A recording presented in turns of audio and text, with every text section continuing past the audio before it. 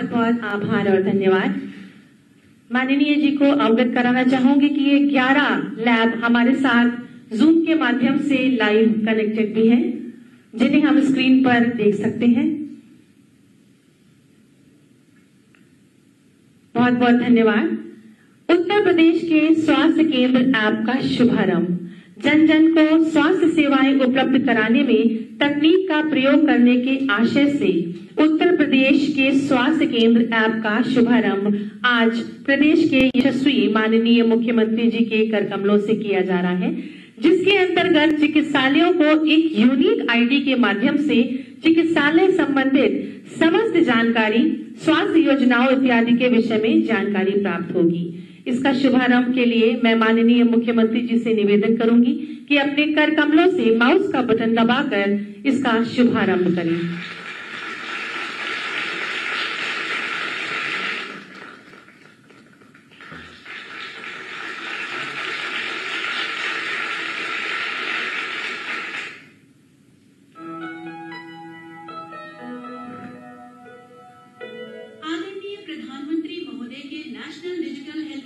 परिकल्पना को साकार करने की दिशा में आज उत्तर प्रदेश स्वास्थ्य केंद्र एप्लीकेशन का शुभारंभ माननीय मुख्यमंत्री महोदय द्वारा किया गया है, जिसके लिए हम सभी लोग उनका आभार व्यक्त करते हैं।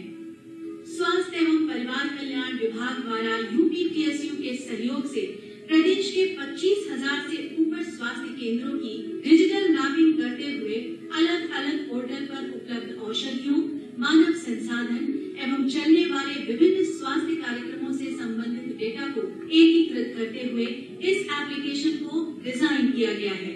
इस एप्लीकेशन की मुख्य विशेषताएं हैं प्रदेश की सभी स्वास्थ्य इकाइयों को एक यूनिक फैसिलिटी आईडी, स्वास्थ्य इकाई संबंधित समस्त जानकारी एक ही जगह प्राप्त होगी, स्वास्थ्य इकाई के निर्माण से संचालन तक का प्रभावी प्रबंधन, एकीकृत जीआईएस लेयर के माध्यम से राज्य से गांव तक का डेटा देखा जा सकता है।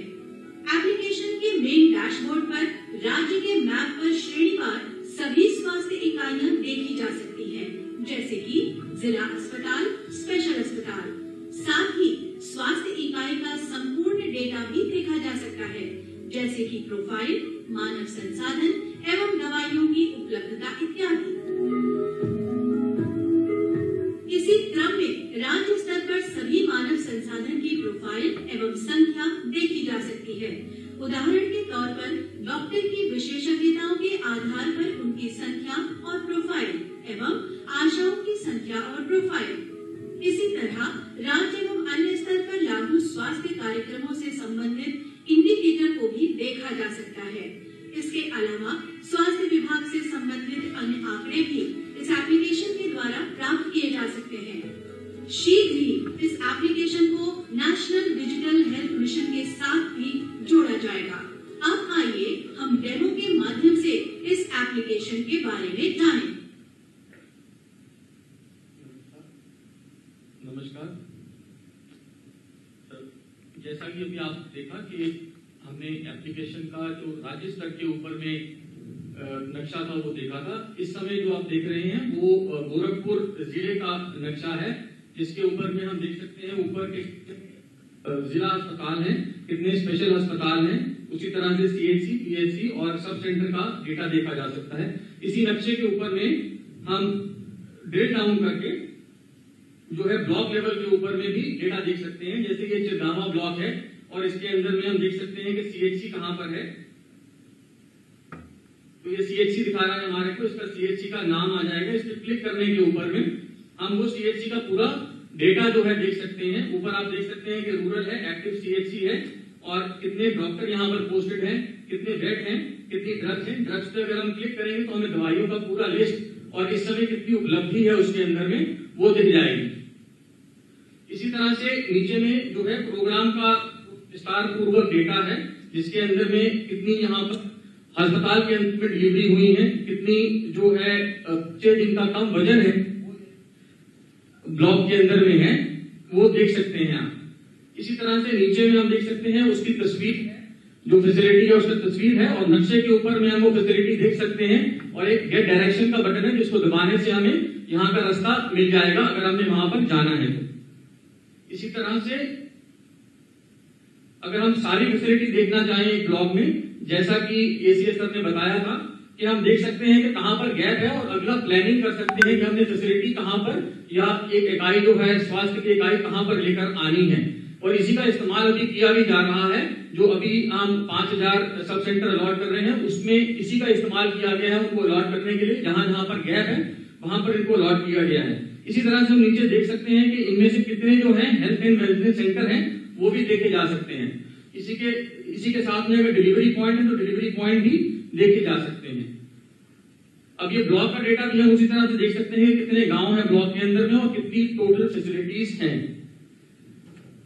1 मिनट के अंदर में मैं सिर्फ आपको एक बार जो एक विलेज का व्यू है तो गांव का नक्शा भी हम देख सकते हैं वो दिखा देता हूं। जैसे ये एक गांव है और इसके अंदर में हम देख सकते हैं कि फैसिलिटीज कहां पर इस गांव के अंदर में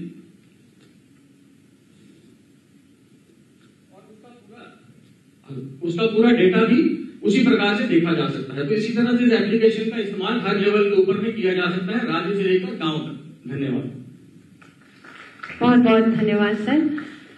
प्रदेश के यशस्वी माननीय मुख्यमंत्री जी द्वारा उत्तर प्रदेश के स्वास्थ्य केंद्र ऐप के माध्यम से एक ये नई सौगात स्वास्थ्य के क्षेत्र में, एक बार जोरदार तालियां इस ऐप के लिए जरूर चाहूंगी। उत्तर प्रदेश जनसंख्या नीति 2021 से 2030 जिसका कि विमोचन आज माननीय मुख्यमंत्री जी के कर कमलों से किया जा रहा है। मैं निवेदन करूंगी माननीय मुख्यमंत्री जी से कि कृपया उत्तर प्रदेश जनसंख्या नीति का विमोचन अपने कर कमलों से करें। जनसंख्या नीति में शिशु के जन्म से लेकर वृद्धावस्था तक के विभिन्न चरणों और उससे संबंधित अवस्थाओं व स्वास्थ्य नीति का वर्णन किया गया है। सर्वजन हिताय सर्वजन सुखाय की आधारशिला पर रचित जनसंख्या नीति का विमोचन माननीय मुख्यमंत्री जी के कर कमलों द्वारा किया जा रहा है, जिसके लिए हम आपके हृदय से आभारी हैं। बहुत बहुत आभार माननीय। तत्पश्चात 2 नवदंपतियों को परिवार नियोजन के प्रोत्साहन के लिए शगुन किट का वितरण किया जा रहा है, जिसके लिए मैं माननीय मुख्यमंत्री महोदय से निवेदन करूंगी और आग्रह करूंगी श्रीमती नेहा सिंह एवं श्री अमित सिंह जी से कि कृपया मंच तक आएं और श्रीमती कोमल कश्यप एवं श्री रोहित कश्यप जी कृपया क्रमबद्ध तरीके से मंच पर पधारें।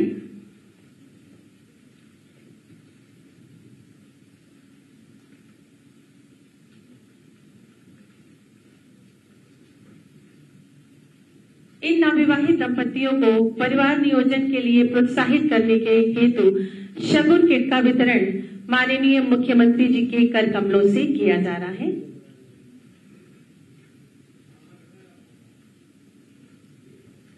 तालियां जरूर होनी चाहिए इस सुंदर सौभाग्यशाली क्षणों के लिए।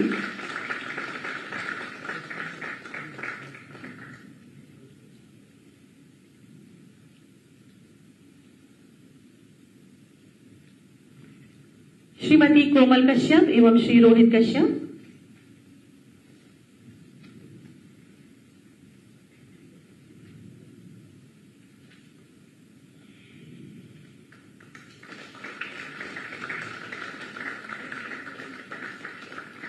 बहुत बहुत आभार माननीय। हमारे यशस्वी मुख्यमंत्री जी जिनकी स्पष्ट और दूरदर्शी नीति, सकारात्मक सोच और एक अभिभावक की दृष्टि से जन जन को देखना उत्तर प्रदेश को एक नई पहचान और ऊंचाई उनके द्वारा प्राप्त हो रही है। मैं अति आदर के साथ विनम्र निवेदन करूंगी कि अपने आशीर्वचनों से हमें अभिषेचित कर हमारा मार्गदर्शन करें।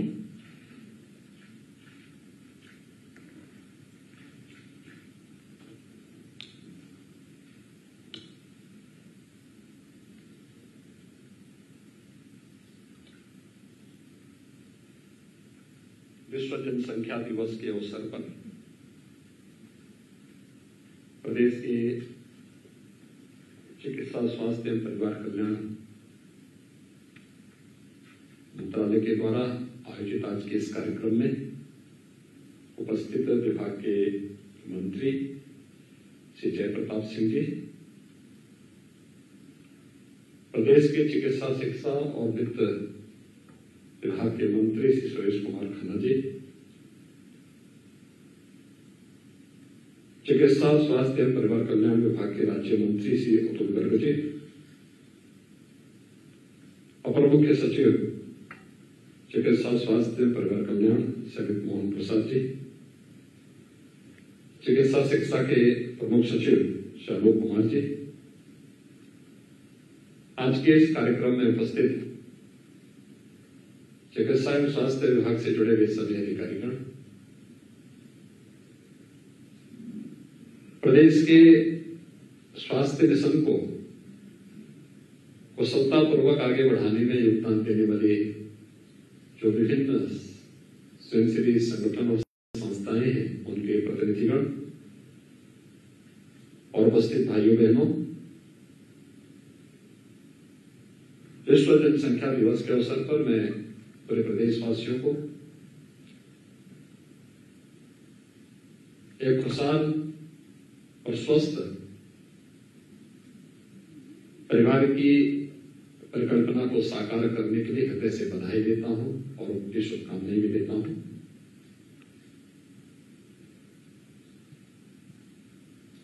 पूरी दुनिया के अंदर एक विषय को लेकर के समय समय पर चिंता व्यक्त की गई कि बढ़ती हुई जनसंख्या विकास में कहीं न कहीं बाधक हो सकती है, और इस पर अनेक मंचों से पिछले 4 दशकों से निरंतर चर्चा चल रही है। जिन देशों ने और जिन राज्यों ने इस संबंध में अपेक्षित प्रयास किए, उसके वहां सकारात्मक परिणाम भी सामने देखने को मिले हैं, लेकिन फिर भी इसमें और भी प्रयास किए जाने की आवश्यकता है। और मुझे प्रसन्नता है कि विश्व जनसंख्या दिवस के अवसर पर आज उत्तर प्रदेश की जनसंख्या नीति 2021 से 30 यह जारी हो रही है। इसको जारी करते हुए मुझे प्रसन्नता की अनुभूति हो रही है कि काफी तथ्यों के साथ समाज के विभिन्न तबकों को ध्यान में रख करके इस जनसंख्या नीति को लागू करने का कार्य आज प्रदेश सरकार कर रही है। वास्तव में जनसंख्या स्थिरीकरण का जो प्रयास है, यह समाज की व्यापक जागरूकता के साथ जुड़ा हुआ है। हमें इस बात को नहीं भूलना चाहिए कि अगर समाज में जहां गरीबी है, वहां जनसंख्या वृद्धि का उसके साथ एक संबंध हो जाता है, और इस जिससे व्यापक जागरूकता का एक अभियान उन सभी तबकों को ध्यान में रख करके जब तक हम लोग नहीं चलाएंगे, तब तक उन लक्ष्यों को प्राप्त करने में कठिनाई होगी। और खासतौर पर जब यूनाइटेड नेशन ने दुनिया के सभी देशों से 2030 तक सस्टेनेबल डेवलपमेंट गोल्स को अचीव करने का एक लक्ष्य दिया हो, और देश के अंदर आदरणीय प्रधानमंत्री जी के नेतृत्व में उन लक्ष्यों को प्राप्त करने की दिशा में प्रयास प्रारंभ हुए हों, तो देश में आबादी के हिसाब से सबसे बड़े इस राज्य के बारे में हमें अवश्य सोचना होगा, क्योंकि इसका संबंध केवल जनसंख्या स्थिरीकरण के साथ ही नहीं, बल्कि जनसंख्या नीति का संबंध हर एक नागरिक के जीवन में खुशहाली लाने और समृद्धि का रास्ता उसके द्वार तक पहुंचाना भी है।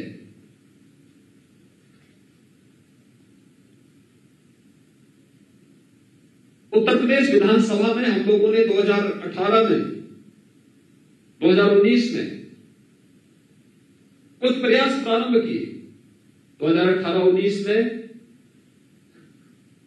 देश का पहला विधानमंडल उत्तर प्रदेश विधानमंडल था, जहां पर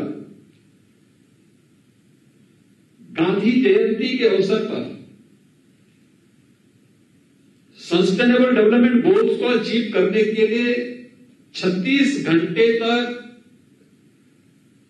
अनवरत चर्चा का एक नया रिकॉर्ड बनाया गया। उन गोल्स को अचीव करने के लिए अलग अलग विभागों के द्वारा अंतर विभागीय समन्वय समितियां गठित की गई और उसे निरंतर मंत्री मंडल का एक समूह निरंतर उनकी समीक्षा करता है, उसे फॉलोअप करने के दिशा में प्रयास कर रहा है।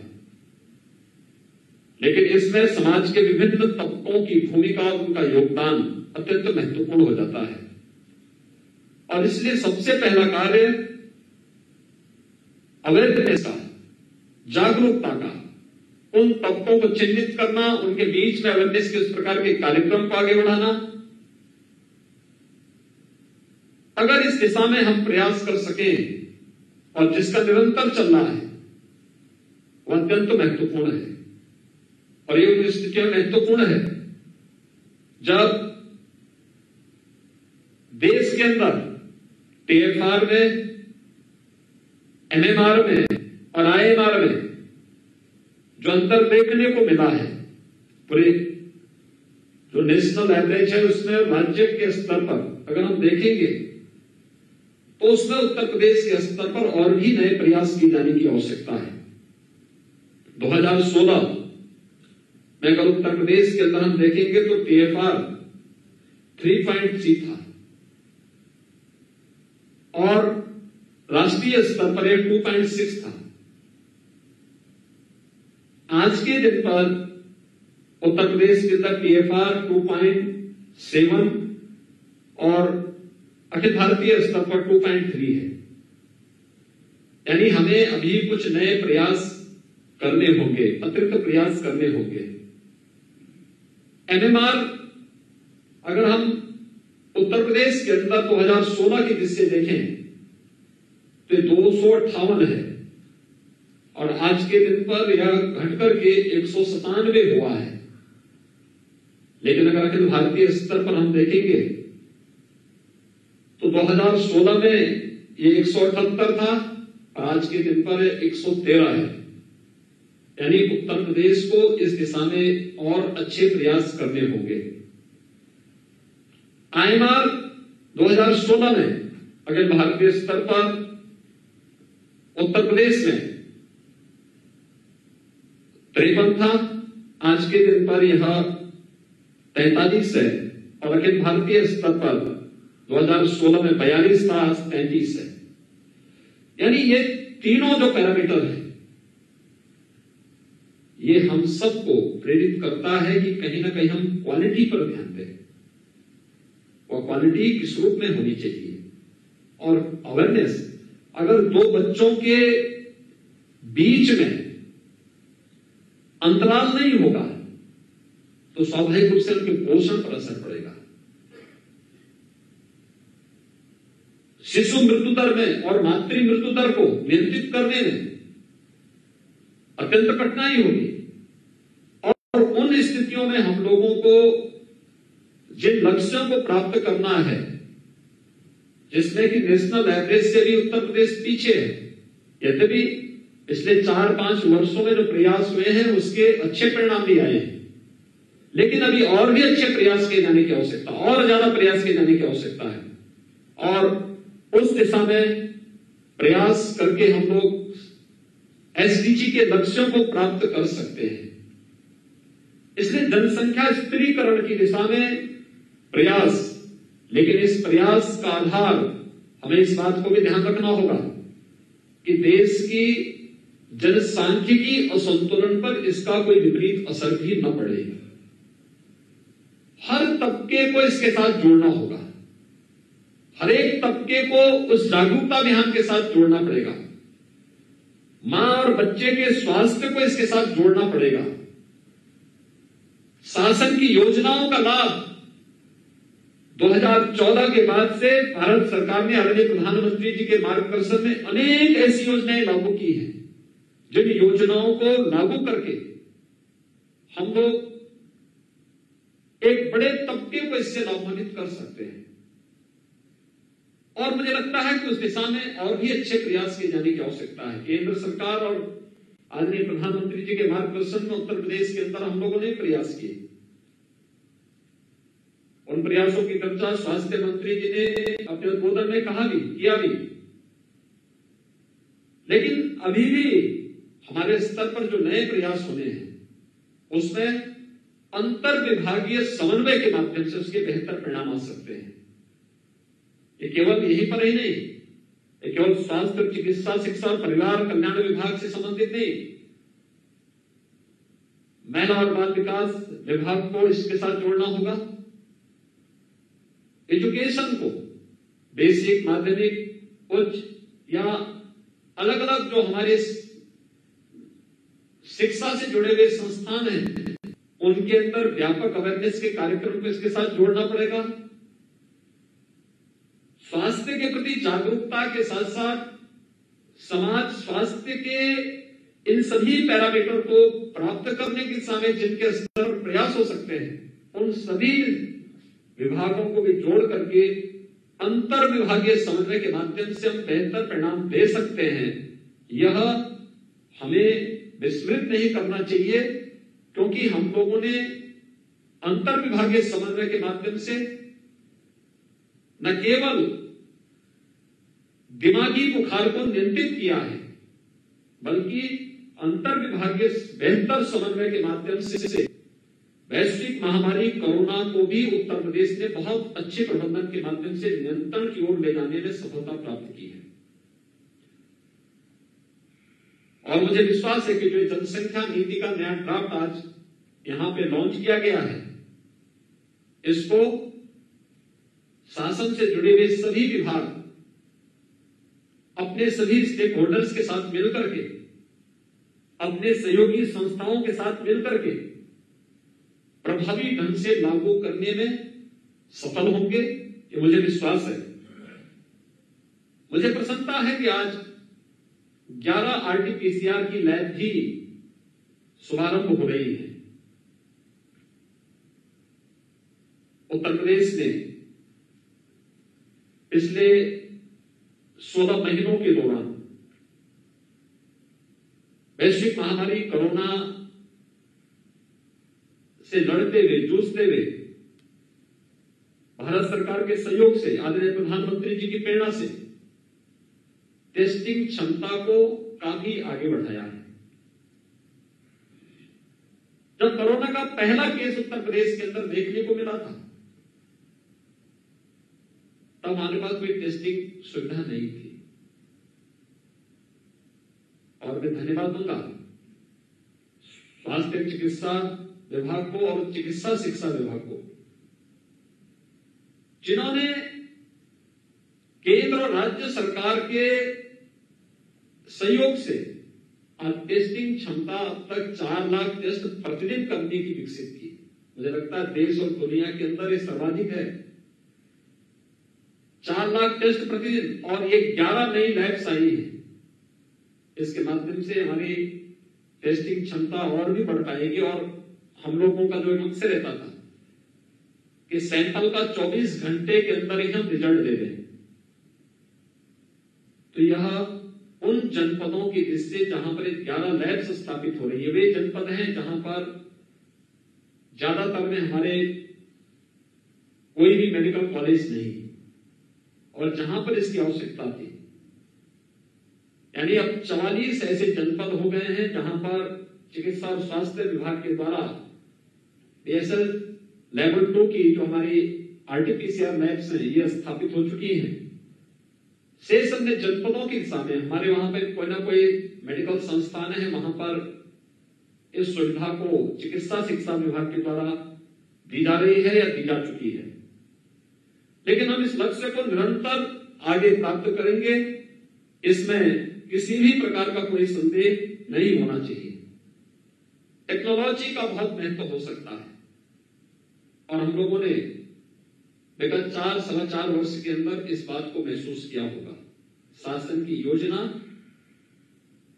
बिना किसी भ्रष्टाचार के अगर समाज के अंतिम पायदान पर बैठे हुए व्यक्ति तक पहुंचे और लाभार्थी योजना का भरपूर लाभ ले सके, 100% लाभ ले सके, तो मानना चाहिए कि शासन की योजना सफल हुई और ये टेक्नोलॉजी से संभव हो पाया। मुझे प्रसन्नता है कि आज प्रदेश के अंदर स्वास्थ्य केंद्रों के बारे में जानकारी लेने और उनकी हर एक गतिविधियों पर नजर रखने के लिए एक CHC PHC लैब का शुभारंभ भी आज यहां पर स्वास्थ्य और चिकित्सा शिक्षा विभाग के द्वारा किया गया है। यह प्रदेश के अंदर जो हमारे लगभग 4,600 से अधिक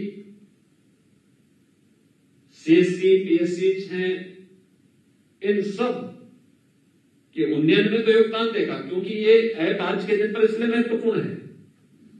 हम लोग वर्तमान में हर एक CHC PHC को किसी न किसी जनप्रतिनिधि या समाज के किसी न किसी मानित व्यक्ति के द्वारा उसे गोद लिया गया है और जब वो व्यक्ति उन स्वास्थ्य केंद्रों के साथ जाता है तो अक्सर बहुत सारे लोग ऐसे होते हैं जिन्होंने कभी विजिट नहीं किया केंद्र में, लेकिन आके हमारे पास शिकायत करते हैं। आज हम ऐप को दिखा के उसे कह सकते हैं, आप बताइए कौन सा केंद्र आपका है और आप कितनी बार विजिट किए, हमें एक बार बताइए। दूसरा, वहां क्या क्या सुविधाएं हैं हम उसको बता सकते हैं कि वहां इतने चिकित्सक हैं, इतने बेड्स हैं, ये फैसिलिटी वहां मौजूद है और ये सुविधाएं हम आने वाले समय में इसको देने जा रहे हैं, दवा की स्थिति ये है। ये कुछ सामान्य जानकारियां भी उनको उपलब्ध कराई जा सकती है। तो इस दृष्टि से मुझे विश्वास है कि हम टेक्नोलॉजी को और अपग्रेड करते हुए इस दिशा में प्रयास करेंगे और मेरा ये मानना है CSR से हो और अन्य संस्थाओं के सहयोग से, जनप्रतिनिधियों के सहयोग से भी हमारा प्रयास होना चाहिए कि हर CHC PHC तक हमें हेल्थ ATM को पहुंचाना चाहिए। एक नया प्रयोग होगा ये स्वास्थ्य विभाग में टेक्नोलॉजी का इस्तेमाल करते हुए, क्योंकि जितने हमारे अभी तक CHC PHC हैं इसमें जितना मैन पावर होना चाहिए तमाम प्रयासों के बावजूद उपलब्ध नहीं। ये हेल्थ ATM हमें वहां पर तत्काल काफी बड़ी संख्या में जांच की सुविधा तो उपलब्ध कराएगा ही, टेली कंसल्टेशन की सुविधा भी उपलब्ध कराएगा। जिन विशेषज्ञों का अभाव जिस सेंटर में होगा वहां पर उन लोगों को वहां पर विशेषज्ञ चिकित्सीय सुविधा उपलब्ध कराने में हेल्थ ATM बहुत बड़ा रोल अदा कर सकता है और हमें इस दिशा में एक प्रयास प्रारंभ करना होगा। मुझे प्रसन्नता है कि आज यहाँ पर दो दंपतियों को एक सगुन किट का वितरण भी हुआ है। मुझे विश्वास है कि स्वास्थ्य और चिकित्सा और परिवार कल्याण विभाग इस अभियान को जन जन तक पहुंचा करके और खास तौर पर जिन लोगों में अभी भी जागरूकता का अभाव है उन लोगों को इसके प्रति और भी जागरूक करने का प्रयास करेगा। आज के इस कार्यक्रम के लिए मैं विश्व जनसंख्या दिवस के अवसर पर आयोजित जो एक कार्यक्रम है उत्तर प्रदेश की जनसंख्या नीति को आज लॉन्च किया गया है 2021 से 2030 के लिए RT-PCR के लैब्स के उद्घाटन के लिए, CHC PHC ऐप के लिए और इस पूरे अभियान के प्रति मैं अपनी शुभकामनाएं देता हूं। धन्यवाद। जय हिंद।